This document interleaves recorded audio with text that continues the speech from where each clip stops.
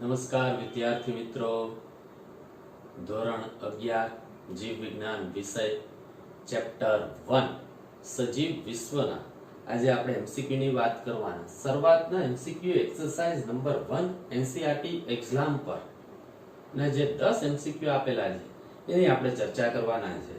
ચાલો તેમાં સૌપ્રથમ વાત કરીએ આપણે. જો આપણે જાતિથી સૃષ્ટિ તરફની વર્ગીકરણના ચરણ તરફ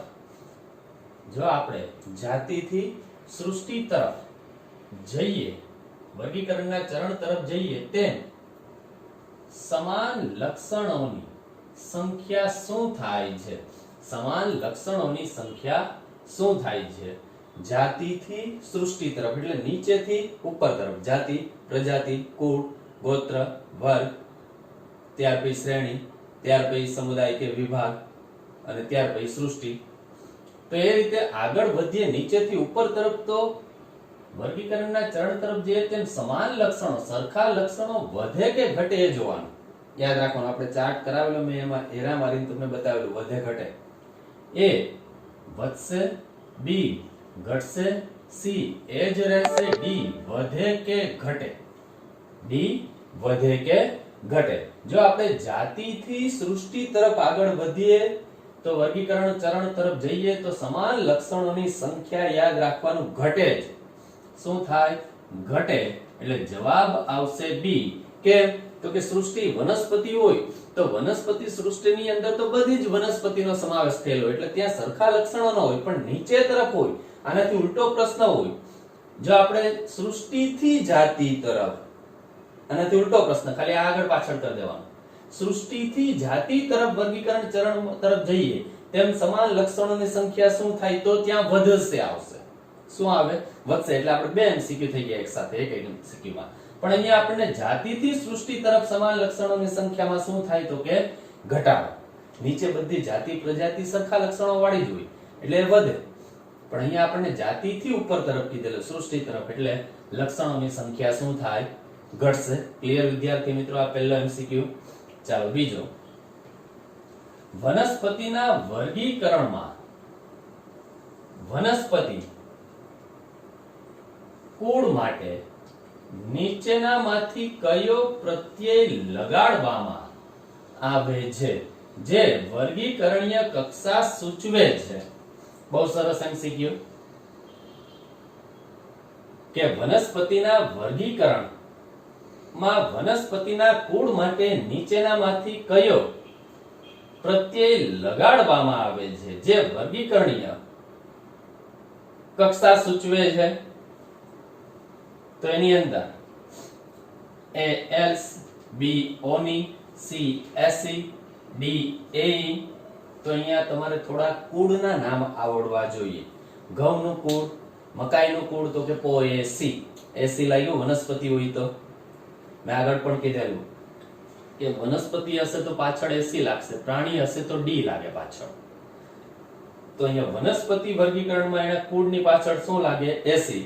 દાખલા તરીકે ઘઉંનું પોએસી, મકાઈનું પોએસી, જાસૂદ તો કે માલવેસી. થઈ ગયું એ રીતે. બટાકા, રીંગણ તો એમાં સોલે ને સી. સી લાગ્યું પાછળ એટલે પાછળ શું લાગે? સી. એટલે એ સી. કયો પ્રત્યય લાગે ત્યાં લગાડવામાં આવે જે વર્ગીકરણીય કક્ષા સૂચવે છે? તો કે એમાં આવશે એસી. એટલે જવાબ શું આવશે? સી. ક્લિયર વિદ્યાર્થી મિત્રો? ચાલો ત્યાર પછી ત્રીજો એમસીક્યુ. પ્રજાતિ શું સૂચવે છે? પ્રજાતિ શું સૂચવે છે? એ વ્યક્તિગત વનસ્પતિ અથવા પ્રાણી, બી વનસ્પતિ અથવા પ્રાણીઓનું એકત્રીકરણ, સી વનસ્પતિ અથવા પ્રાણીઓની ગાઢ સંબંધ ધરાવતી જાતિઓનું જૂથ, ડી એક પણ નહીં. તો અહીંયા ઓપ્શન એ વ્યક્તિગત વનસ્પતિ અથવા પ્રાણી એ નહીં આવે. વનસ્પતિ અથવા પ્રાણીનું એકત્રીકરણ પણ નહીં આવે, પરંતુ જવાબ આવશે સી વનસ્પતિ અથવા પ્રાણીઓની ગાઢ સંબંધ ધરાવતી જાતિઓનું એ જૂથ એટલે પ્રજાતિ. ક્લિયર વિદ્યાર્થી મિત્રો? ચાલો આ ત્રીજો એમસીક્યુ. ચાલો ત્યાર પછી ચોથો એમસીક્યુ. નીચેનામાંથી કયું સજીવનું ચોક્કસ લક્ષણ છે? નીચેનામાંથી કયું સજીવનું ચોક્કસ લક્ષણ છે? એ વૃદ્ધિ, બી અવાજ ઉત્પન્ન કરવાની ક્ષમતા, સી પ્રજનન, ડી બાહ્ય ઉત્તેજના પ્રત્યે પ્રતિચાર. નીચેનામાંથી કયું સજીવનું ચોક્કસ લક્ષણ છે? એ વૃદ્ધિ, બી અવાજ ઉત્પન્ન કરવાની ક્ષમતા, સી પ્રજનન, ડી બાહ્ય ઉત્તેજના પ્રત્યેનો પ્રતિચાર. તો અહીંયા જવાબ આવશે એ કે સજીવનું ચોક્કસ લક્ષણ કયું છે? વૃદ્ધિ. અવાજ ઉત્પન્ન કરવાની ક્ષમતા એ નહીં, બધામાં નહીં હોય. પ્રજનન પણ કેટલાક સજીવો દર કરી નથી શકતા, જેને આપણે બંધીય સજીવ તરીકે ઓળખીએ, એટલે એ પણ નહીં આવે. બાહ્ય ઉત્તેજના પ્રત્યેનો પ્રતિચાર પણ નહીં આવે.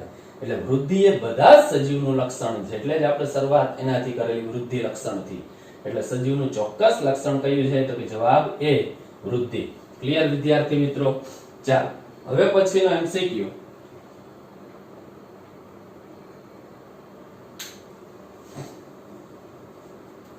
પાંચમો એમસીક્યુ. પ્રાણીઓના વર્ગીકરણમાં વર્ગીકરણીય એકમ સમુદાય. આ પણ ખાસ અગત્યનો એમસીક્યુ. પ્રાણીઓના વર્ગીકરણમાં વર્ગીકરણીય એકમ સમુદાય હોય તો વનસ્પતિઓના વર્ગીકરણના શ્રેણીબદ્ધ ચરણોમાં કોને સમકક્ષ એકમ ગણવામાં આવે છે? નીચેનામાંથી પ્રાણી હોય તો સમુદાય તરીકે, તો વનસ્પતિ હોય તો એમાં સમુદાય નહીં આવે. આપણે તેમાં વાત કરેલી, યાદ કરો. શું આવે? એ વર્ગ આવે, બી ગોત્ર આવે, સી વિભાગ આવે, ડી કુળ આવે.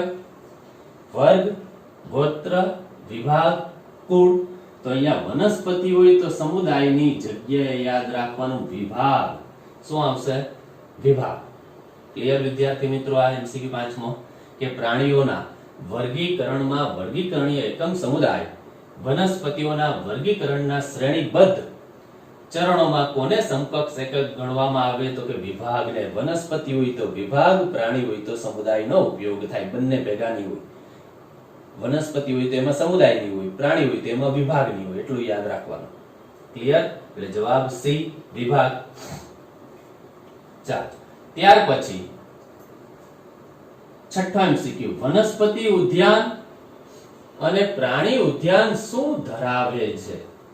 શું ધરાવે છે? એ ફક્ત સ્થાનિક જાતિઓનો સંગ્રહ, ફક્ત સ્થાનિક જાતિઓનો સંગ્રહ.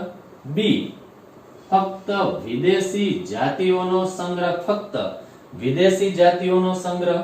સી સ્થાનિક અને વિદેશી જીવંત જાતિઓનો સંગ્રહ. ડી ફક્ત સ્થાનિક વનસ્પતિઓ અને પ્રાણીઓનો સંગ્રહ. ફક્ત સ્થાનિક વનસ્પતિ અને પ્રાણીઓનો સંગ્રહ. તો અહીંયા ફક્ત સ્થાનિક જાતિનો સંગ્રહ વનસ્પતિ ઉદ્યાન, પ્રાણી ઉદ્યાનમાં નહીં હોય, એટલે એ પણ નહીં આવે. ફક્ત વિદેશી જાતિ પણ ન હોય, એટલે એ પણ નહીં આવે. ફક્ત સ્થાનિક વનસ્પતિ પ્રાણી પણ નહીં હોય. તો જવાબ શું આવે?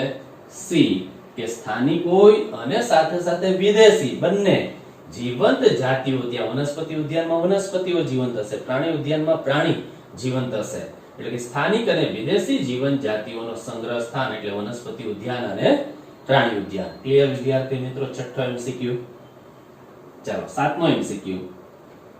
વર્ગીકરણીય ચાવીઓ એ વનસ્પતિઓ અને પ્રાણીઓના વર્ગીકરણનું સાધન છે, તે તૈયાર કરવા માટે ઉપયોગી છે. વર્ગીકરણીય ચાવીઓ વનસ્પતિ અને પ્રાણીઓના વર્ગીકરણનું સાધન છે, તે શું તૈયાર કરવા માટે ઉપયોગી છે? એ લઘુ પુસ્તિકા મોનોગ્રાફ્સ. બી વનસ્પતિ સમૂહ એટલે ફ્લોરા. સી એ અને બી બંને. ડી એક પણ નહીં.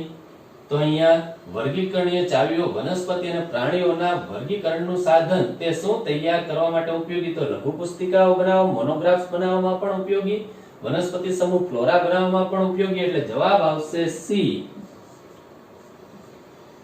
એ અને બી બંને. એ અને બી બંને. ક્લિયર વિદ્યાર્થી મિત્રો? ચાલો ત્યાર પછીનો હવે સરસ એમસીક્યુ. કોલમ જોડો. કોલમ 1 અને 2 આપેલી છે. કોલમ 1 ની અંદર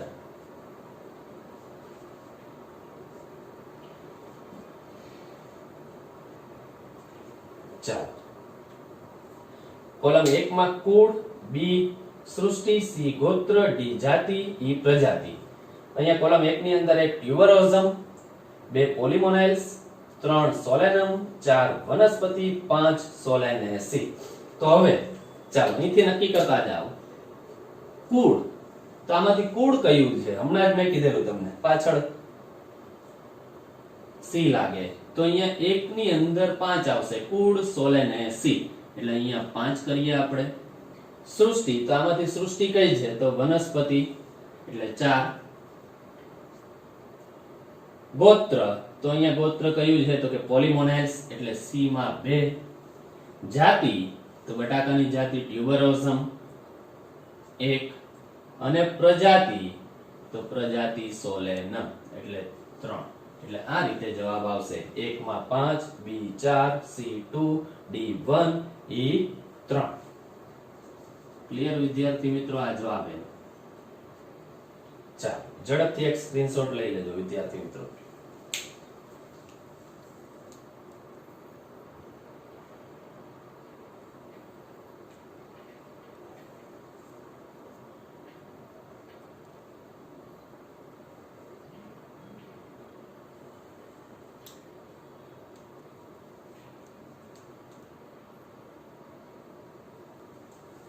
ચાલો સ્ક્રીનશોટ લઈ લીધો વિદ્યાર્થી મિત્રો. આ એમસીક્યુ એનસીઆરટી એક્ઝામ પરના છે, એટલે ખાસ તૈયાર કરવાના, નોટબુકમાં લખવાના. પહેલી એક્સરસાઇઝ જે છે એ જ છે એમાં. ક્લિયર વિદ્યાર્થી મિત્રો?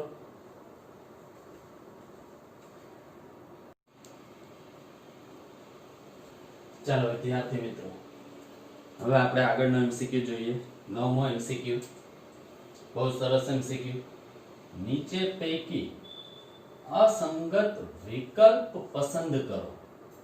એટલે નીચે પૈકી 4 ઓપ્શન આપેલા A B C D, તેમાંથી 3 સંગત હશે, એક સાથે જોડાયેલા હોય, એક જોડાયેલું નહીં હોય, એવું શોધવાનું. અસંગત આ ટાઈપના એમસીક્યુ આવી શકે. A વાનર આપેલો છે, B ગોરીલા, C માનવ, D વાઘ. તો યાદ કરવામાં કઈ રીતે કનેક્ટ હશે? તો ગોત્ર આધારિત અહીંયા આપણે જોવાનું. વાનર, માનવ અને ગોરીલા નું ગોત્ર તો કે પ્રાઇમેટ. કયું ગોત્ર થશે? પ્રાઇમેટ. આ ત્રણે ત્રણનું. અને વાઘનું તો કે કાર્નિવોરા. કાર્નિવોરા ગોત્ર. એટલે આ 3 A B C એ કેવા છે? પ્રાઇમેટ ગોત્ર. એટલે સંગત થયા. આ ગોત્ર કેવું થઈ જાય? આનું વાઘનું અલગ. એટલે અહીંયા અસંગત વિકલ્પ કયો થાય? વાઘ.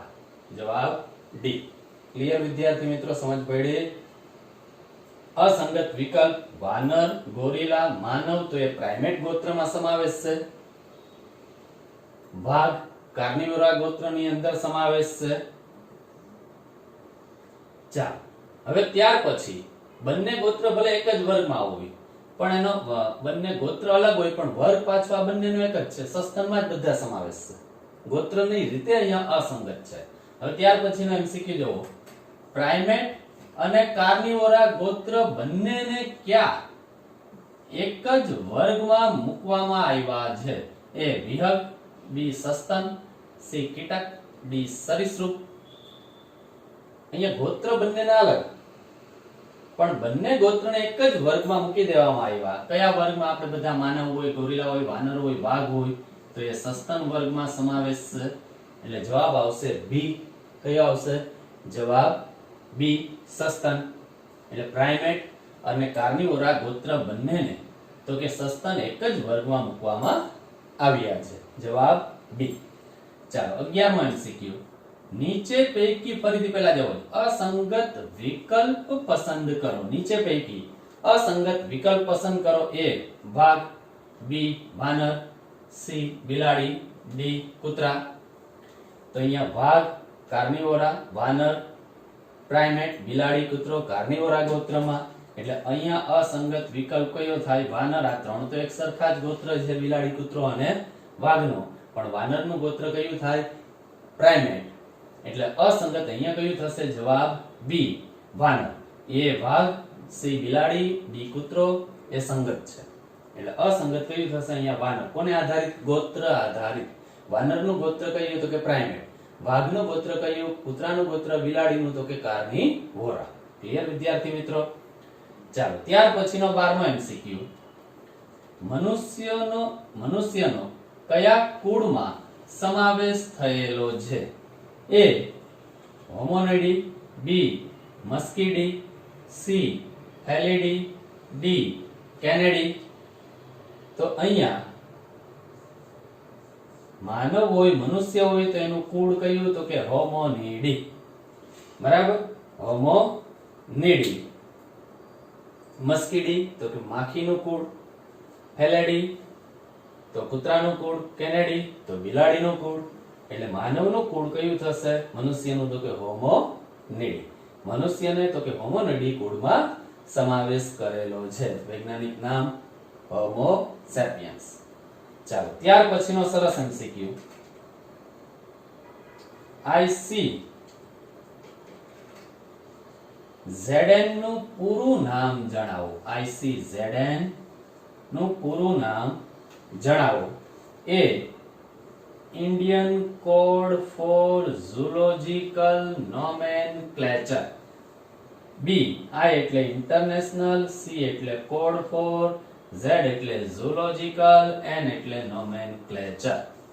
સી આઈ એટલે ઇન્ટરનેશનલ, સી એટલે કાઉન્સિલ ફોર, Z એટલે ઝૂલોજિકલ, N એટલે નોમેનક્લેચર.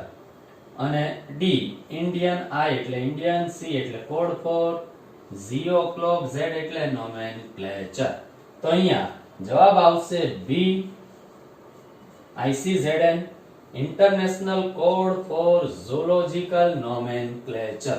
હવે અહીંયા ICBN આપી દે આની જગ્યાએ, તો આમાં એટલો જ ફરક થાય બી ની જગ્યાએ international code four botanical nomenclature. Clear? ICZN નું પૂરું નામ શું? તો કે international code for zoological nomenclature, પ્રાણીઓના નામકરણ. ક્લિયર વિદ્યાર્થી મિત્રો? ચાલો ત્યાર પછીનો 14મો એમસીક્યુ.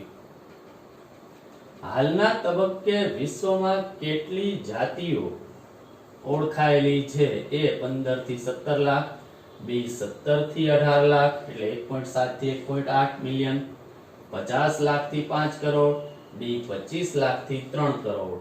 તો ઓળખાયેલી જાતિ કેટલી?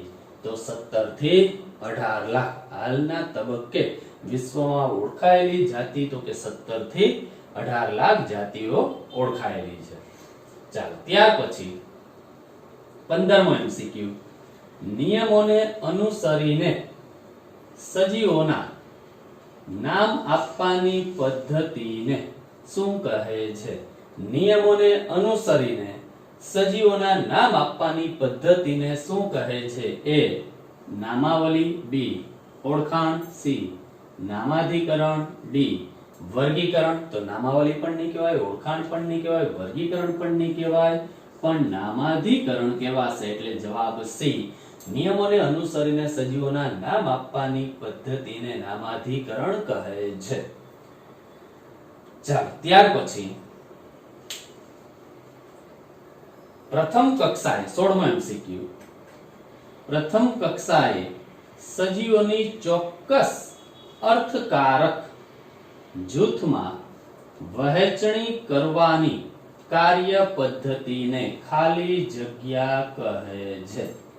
પ્રથમ કક્ષાએ સજીવોની ચોક્કસ અર્થકારક જૂથમાં વહેંચણી કરવાની કાર્ય પદ્ધતિને ખાલી જગ્યા કહે છે. એ નામકરણ, બી ઓળખવિધિ, સી વર્ગીકરણ, ડી વર્ગક. તો અહીંયા જવાબ આવશે સી વર્ગીકરણ. એટલે પ્રથમ કક્ષાએ સજીવોની ચોક્કસ અર્થકારક જૂથમાં વહેંચણી કરવાની કાર્ય પદ્ધતિને વર્ગીકરણ કહે છે. ચાલો ત્યાર પછી 17મો એમસીક્યુ. નામકરણ સાથે સંકળાયેલ તેમજ સજીવોનું સચોટ વર્ણન કરતી પદ્ધતિને ખાલી જગ્યા કહે છે. આ ત્રણ એમસીક્યુ ખાસ અગત્યના છે. એ નામકરણ, બી ઓળખ વિધિ, સી વર્ગીકરણ, ડી નામાવલી. તો જવાબ આવશે ઓળખ વિધિ. શું આવશે? બી ઓળખ વિધિ. નામકરણ પણ નહીં આવે, વર્ગીકરણ પણ નહીં આવે અને નામાવલી પણ નહીં આવે. જવાબ શું આવશે? બી ઓળખ વિધિ. એટલે નામકરણ સાથે સંકળાયેલ તેમજ સજીવોનું સચોટ વર્ણન કરતી પદ્ધતિને ઓળખ વિધિ કહે છે. ચાલો ત્યાર પછી 18મો એમસીક્યુ. સજીવના વૈજ્ઞાનિક નામકરણની ભાષા કઈ છે? સજીવના વૈજ્ઞાનિક નામકરણની ભાષા કઈ છે? A Latin, B American, C Indian, D Russian. તો આપણને ખબર છે સજીવોના વૈજ્ઞાનિક નામકરણ માટેની ભાષા તો કે લેટિન ભાષાનો ઉપયોગ થાય છે. જવાબ એ. કેમ? તો કે સૌપ્રથમ લેટિન ભાષામાંથી એ શબ્દો ઉદ્ભવેલા એટલે. ચાલો ઝડપથી એનો એક સ્ક્રીનશોટ લઈ લો વિદ્યાર્થી મિત્રો.